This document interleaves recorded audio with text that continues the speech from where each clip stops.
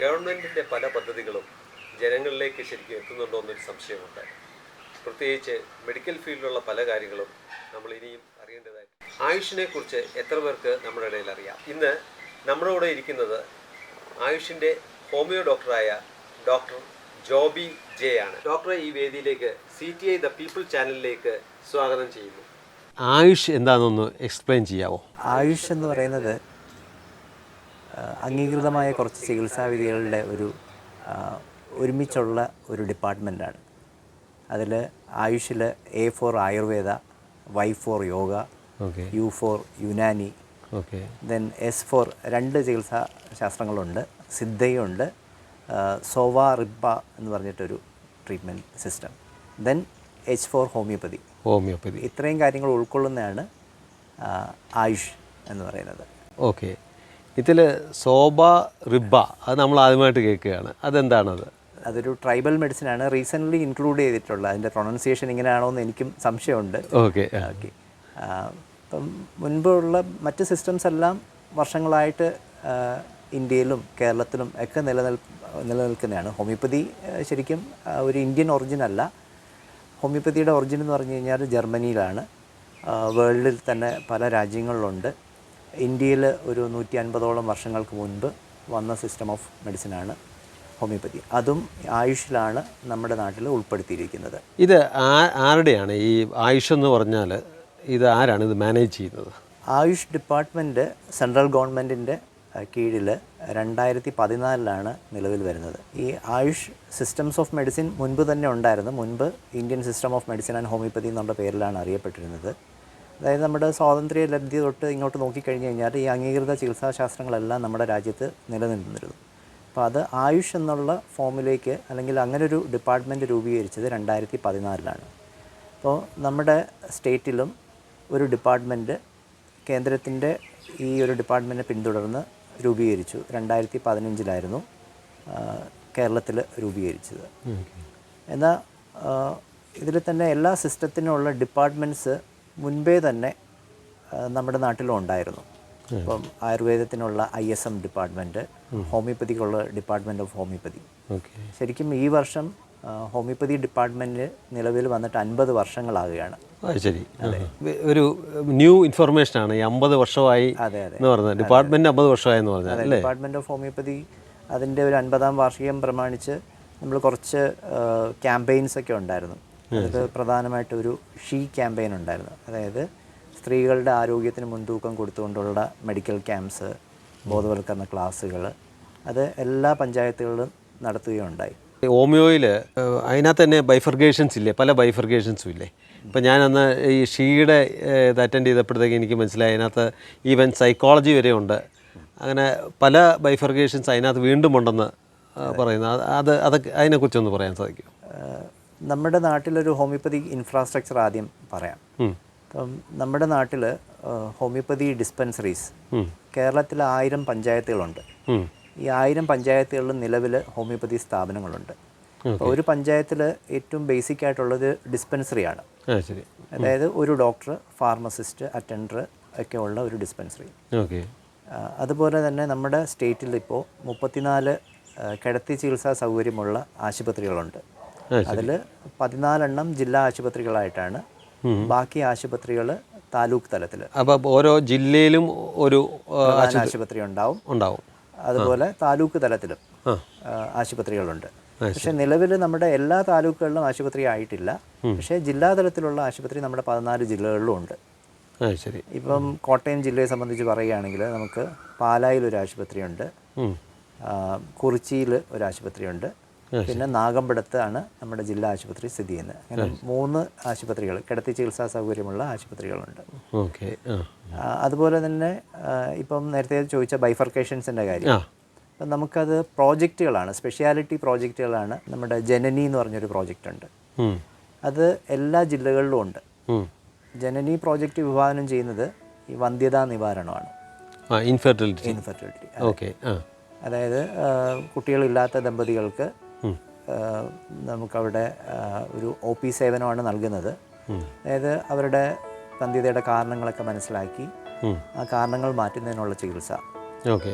വന്ധ്യതയിൽ പല ആസ്പെക്ട്സ് വരും. ഇപ്പോൾ ഒരു ഫിസിക്കൽ കംപ്ലൈൻറ്റ് ട്രീറ്റ് ചെയ്യുക മാത്രമല്ല, അവരുടെ എന്താ പറയുക മാനസികമായ സമ്മർദ്ദങ്ങൾ, അല്ലെങ്കിൽ ഈ ലൈംഗികതയെക്കുറിച്ചുള്ള അജ്ഞത, ഇതൊക്കെ മാറ്റുന്നതിന് വേണ്ടിയിട്ടുള്ള കൗൺസിലിംഗ് ഉൾപ്പെടെയുള്ള കാര്യങ്ങൾ ഏർപ്പെടുത്തിക്കൊണ്ടുള്ളൊരു ചികിത്സയാണ്. ഒരു സ്പെഷ്യാലിറ്റി ട്രീറ്റ്മെൻറ്റാണ്. ഓക്കെ. അതെവിടെ, ജില്ലാ കേന്ദ്രത്തിലാണുള്ളത്? അതെ അതെ, ജില്ലാ ആശുപത്രികളിലാണ് എല്ലാ ജില്ലകളിലും അത് നടക്കുന്നത്. ഓക്കെ. നമ്മുടെ കോട്ടയം ജില്ലയിൽ കുറിച്ചി ഹോമിയോ ആശുപത്രിയിലാണ്. പിന്നെ നമുക്ക് സീതാലയം എന്ന് പറഞ്ഞിട്ടൊരു പ്രോജക്റ്റ് ഉണ്ട്. സീതാലയമാണ് ശരിക്കും ഒരു first gender based programme department of ഹോമിയോപ്പതിയുടെ. അതിൽ സ്ത്രീകൾക്ക് മാത്രമുള്ള ഒരു പ്രോജക്റ്റാണ്. അതായത് ആ പ്രോജക്റ്റിൽ വർക്ക് ചെയ്യുന്ന ഡോക്ടേഴ്സ്, സ്റ്റാഫ് എല്ലാവരും, സൈക്കോളജിസ്റ്റ് എല്ലാവരും സ്ത്രീകളാണ്. ശരി. അപ്പോൾ സ്ത്രീകൾക്കുള്ള ശാരീരിക പ്രശ്നം മാത്രമല്ല, അവർക്ക് നേരിടുന്ന മാനസിക പ്രശ്നങ്ങൾ, ഗാർഹിക പീഡനങ്ങൾ, അതുപോലെ ഈ തൊഴിൽ രംഗത്തുള്ള പീഡനങ്ങൾ, ഈവൻ അവർക്ക് ചിലപ്പോൾ ചില കേസസിൽ റീഹാബിലിറ്റേഷൻ വരെ വേണ്ടി വരാം. ശരി. അപ്പം അതുപോലെ നിയമസഹായം പലർക്കും അറിയില്ല. ഒരു പ്രശ്നം വന്നു കഴിഞ്ഞാൽ അതിനെന്ത് നിയമസഹായം, അപ്പോൾ അതിനുള്ള എല്ലാ ഗൈഡൻസും കൊടുക്കുന്ന ഒരു പ്രോജക്റ്റാണ് ഈ സീതാലയം. അപ്പോൾ അതിനകത്ത് ലോയേഴ്സും ഉണ്ടോ? ലോയേഴ്സ് അല്ല, നമുക്കത് നമ്മൾ ഗൈഡ് ചെയ്യും, ലോയേഴ്സിൻ്റെ അടുത്തേക്ക് ഗൈഡ് ചെയ്യുക. അപ്പോൾ അങ്ങനെയുള്ള സേവനങ്ങൾ, അപ്പോൾ അവർക്കൊരു അവരുടെ ആ ഒരു പ്രശ്നം പരിഹരിക്കുന്നവരെ നമ്മുടെ ഒരു മോണിറ്ററിങ് ഉണ്ടാവും. ശരി. അപ്പോൾ അതാണ് സീതാലയം എന്നുള്ള പദ്ധതിയിൽ വിഭാവനം ചെയ്യുന്നത്. ശരിക്കും അതിൽ ഈ സൈക്കാട്രിസ്റ്റ് ഉണ്ടോ അതോ സൈക്കോളജിസ്റ്റാണ്. സൈക്കാട്രിസ്റ്റ് എന്ന് പറയുമ്പോൾ സിസ്റ്റം ഓഫ് മെഡിസിൻ മാറി, അത് ഒരു അലോപ്പതി സ്പെഷ്യാലിറ്റിയാണ്. ശരി.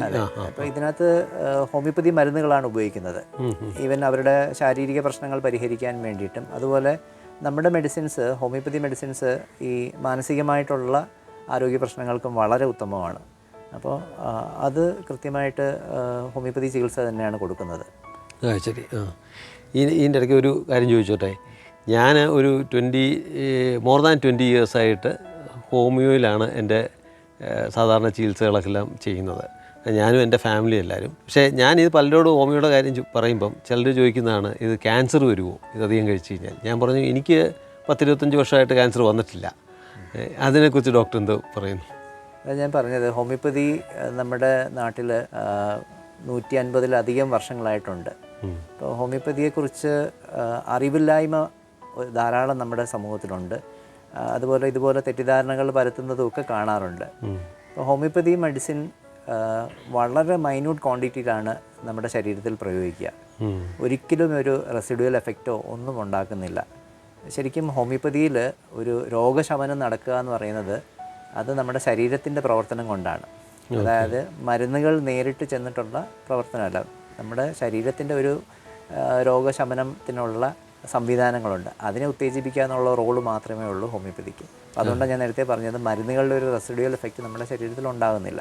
അപ്പോൾ അതുകൊണ്ട് തന്നെ സൈഡ് എഫക്ട്സിനുള്ള സാധ്യത വളരെ വളരെ കുറവാണ്. അപ്പം അതുകൊണ്ട് വളരെ സേഫായിട്ട്, വളരെ സിമ്പിളായിട്ട് ഉപയോഗിക്കാവുന്ന ഒരു സിസ്റ്റം ഓഫ് മെഡിസിനാണ് ഹോമിയോപ്പതി. പിന്നെ ഇത് നമുക്ക് റെപ്ലിക്കേറ്റ് ചെയ്യാനും പറ്റും. അതുകൊണ്ടാണ് വളരെ സയൻറ്റിഫിക് ആയിട്ട്. ഇപ്പോൾ ക്ലിനിക്കൽ സ്റ്റഡീസ് ധാരാളം നമ്മുടെ ഹോമിയോപ്പതിയിൽ അവൈലബിൾ ആണ്. ഇപ്പം പബ്ലിഷ്ഡ് ഡാറ്റ ഇഷ്ടം പോലെ ഉണ്ട്. ഇപ്പം ബേസിക് റിസർച്ചും വളരെ മുൻപന്തിയിൽ നിൽക്കുന്നുണ്ട്. അതായത് ഹോമിയോപ്പതി മെഡിസിൻ കണ്ടന്റിനെ കുറിച്ചാണ് എപ്പോഴും ഒരു കോൺട്രവേഴ്സി വരുന്നത്. അപ്പം ഈ നാനോ ടെക്നോളജിയുടെ ഒരു ഡെവലപ്മെൻറ്റ് ഹോമിയോപ്പതിയിൽ ശരിക്കും പ്രയോജനപ്പെടുത്തിയിട്ടുണ്ട്. അപ്പം ഹോമിയോപ്പതിയിൽ ധാരാളം ആർട്ടിക്കിൾസ്, പേപ്പേഴ്സ് ഒക്കെ പബ്ലിഷ്ഡ് ആവുന്നുണ്ട്. ഇപ്പോൾ നമ്മുടെ ബേസിക് മെഡിസിൻ കണ്ടന്റിനെ കുറിച്ചുള്ള ഡാറ്റ ഇപ്പോൾ ഇന്ന് ധാരാളം അവൈലബിൾ ആണ്. അപ്പം അതുകൊണ്ട് ഇത് തെറ്റിദ്ധാരണയാണ്. മറ്റു രോഗങ്ങളൊന്നും വരില്ല ഹോമിയോപ്പതി കഴിച്ച്, അങ്ങനെ ഒരു സൈഡ് എഫക്റ്റ് ആയിട്ടോ ഒന്നും വരില്ല. സേഫായിട്ട് ഏത് പ്രായക്കാർക്കും, ഈവൻ മുല കുടിക്കുന്ന കുട്ടികൾ മുതൽ ഏറ്റവും പ്രായമായവർക്ക് വരെ സേഫായിട്ട് ഉപയോഗിക്കാം. അതുപോലെ തന്നെ ആയുഷിനകത്ത് നമ്മൾ പ്രിസ്ക്രിപ്ഷൻ കൊടുക്കുന്നുണ്ട്. മരുന്നിൻ്റെ പേര് സഹിതം കൊടുത്തിട്ടാണ് നമ്മൾ ആ പ്രിസ്ക്രിപ്ഷൻ എഴുതുന്നത്. ഒരു എന്താ പറയുന്നത്, നമ്മുടെ ഡാറ്റ ഷെയറിങ്ങും കാര്യങ്ങളും എല്ലാം ഡിജിറ്റലൈസ് ചെയ്തിരിക്കുകയാണ്. അപ്പം OP ചീട്ടൊക്കെ പേഷ്യൻസിന് തന്നെ കൊടുത്തു വിടുകയാണ്. അതുപോലെ തന്നെ ഒരു ഡാറ്റ ഫ്ലോ വളരെ ഇതാക്കാൻ വേണ്ടിയിട്ട് ഇപ്പോൾ ഒരു നമ്മുടെ ഡിപ്പാർട്ട്മെൻറ്റിൽ അഹിംസ് എന്ന് പറഞ്ഞൊരു സോഫ്റ്റ്വെയറാണ് യൂസ് ചെയ്യുന്നത്.